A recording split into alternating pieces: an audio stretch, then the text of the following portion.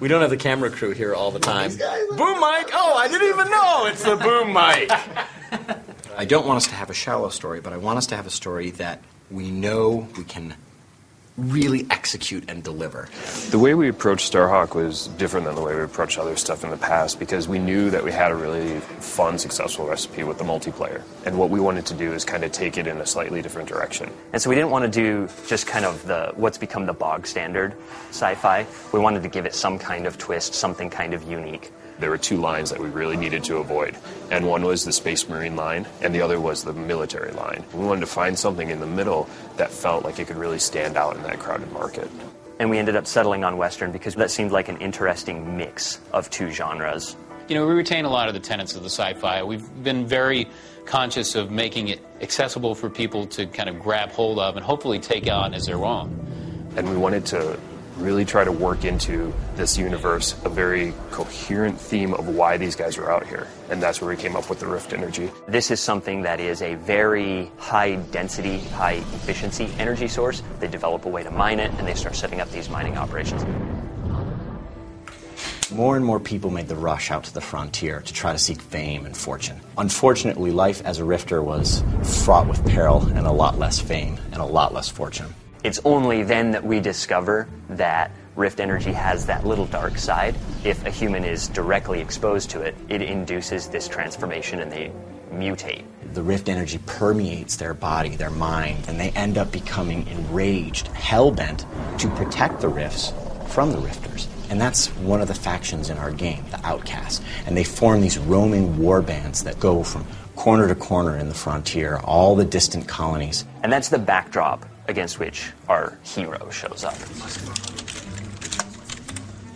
We wanted there to be a face, a character that in our now included single-player campaign that would really connect with players. That's where our character Emmett Graves comes in. What was the question? The story that we're trying to tell is a smaller story set in a very vast universe. It's really a personal story about where our guy comes from and why is he the way he is.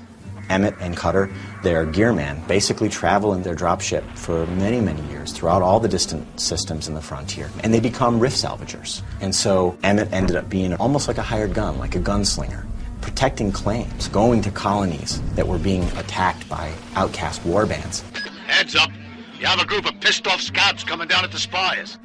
And so Emmett and Cutter take their rift salvaging operation to protect White Sands, a small colony on the distant moon of Dust, from an outcast warband. And you are brought in to bring to justice this outlaw. Anybody that comes out here has a plan or a problem. I came back with both. I hope they find really a satisfying story experience where they can learn the ins and outs and feel like at the end of this whole campaign, they've mastered a lot of these build and battle elements and a lot of these new kind of innovations we're throwing at you. It's good to have a good single-player game. I love that in multiplayer games because, like, I like to go through single player, get comfortable with, like, all the different weapons and, you know, figure out all the different tactics. You know, I want to know this game before I go into multiplayer, so that way when I go into multiplayer, I already know what to do. You know, I'm good. We got a ways to go before we can stick that together into a spaceship engine. Engage! What question I had about